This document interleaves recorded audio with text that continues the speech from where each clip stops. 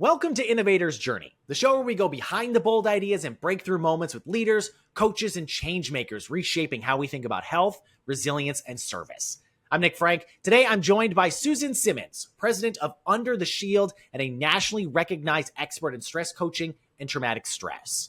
With a background as a mental health clinician and stress coach, Susan has trained first responders and military communities for decades. She developed the psychological garbage can theory, which reframes post-traumatic stress as an injury, not a disorder, bringing new hope and practical tools to those on the front lines.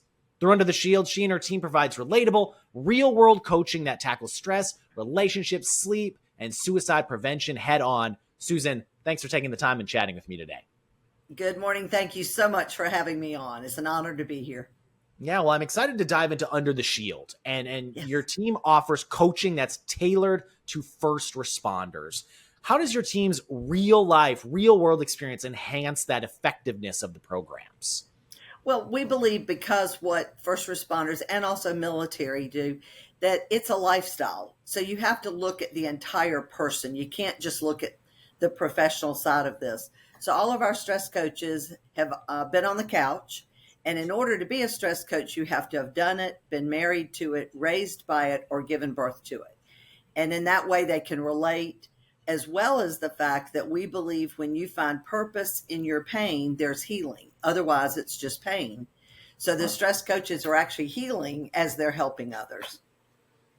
Yeah. Mental health seems to be something that is very heavily stigmatized in a lot of different sectors, but especially in public safety and with military professionals. So how does your organization work to address that and reduce that stigma? Well, perception is reality, and the stigma is never going to be removed unless we make it safe for them to reach out for help. So our philosophy is we say what we do is really not therapy, it's education with a therapeutic value, and we do it anonymously. Confidentiality, a lot of people have a misunderstanding, and they think that 100% confidential means nothing they say will ever be reported to anyone, but there's always three exceptions to that confidentiality. So with us, no notes, no records, they don't even have to give us their real name.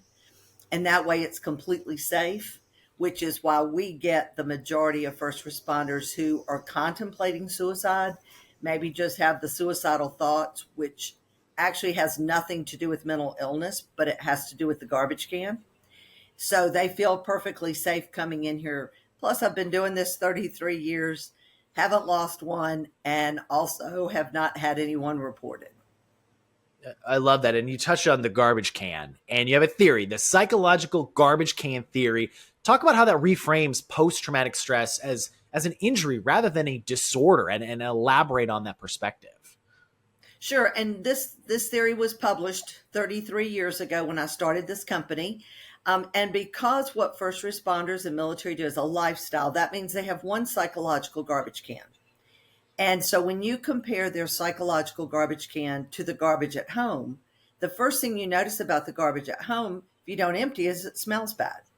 Psychological garbage can, we start to see a lot of things like their attitude sucks, they're irritable, they're cynical, they're snapping at their families. Families are saying things like, you're not as much fun as you used to be, this job has changed you. And we call that post-traumatic stress, garbage cans full. Then when you go to empty your garbage at home, the bag's been sitting there so long, it's decayed. When you pick it up, the bottom falls out. There's a huge mess. The psychological garbage can, we start to see things like sleep deprivation, anxiety starts to happen, depression, high blood pressure, cancer, diabetes, and or asthma. Heartburn turns to acid reflux. We start seeing suicidal ideation, as well as addictions. And we tell them that's post-traumatic stress injury that is coming from, there are two types of of traumatic brain injury. Physiological, if it's really severe, will be permanent, but the majority of our first responders are dealing with psychological traumatic brain injury, which is what's filling up the garbage can. So we tell them you can stay in that injured state till you get retired, you get divorced 5 times, you get a DUI, you get fired, you quit, whatever. Or they can do what we call post-traumatic stress growth, where you grow through your injury by helping others. And that's where the success of this has come from.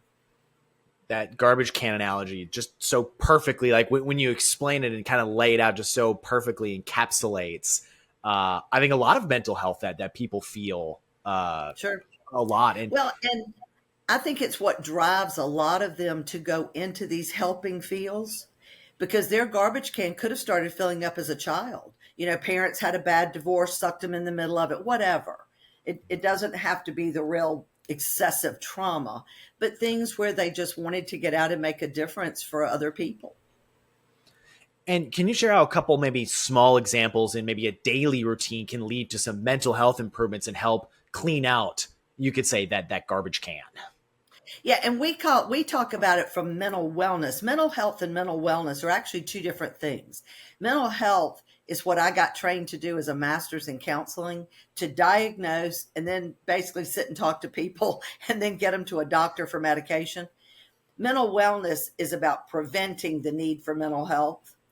And one of the biggest things we have people do is to write letters to whoever has created whatever in their garbage can.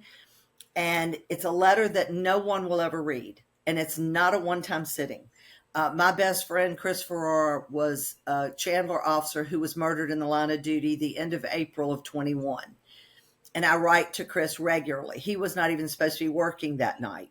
My last conversation with him was a couple of hours before, and I was fussing at him. I knew he was tired, and I was upset that he was working when he didn't need to be. So I had to finish that conversation with him rather than harboring the guilt and the sadness of that was our last conversation.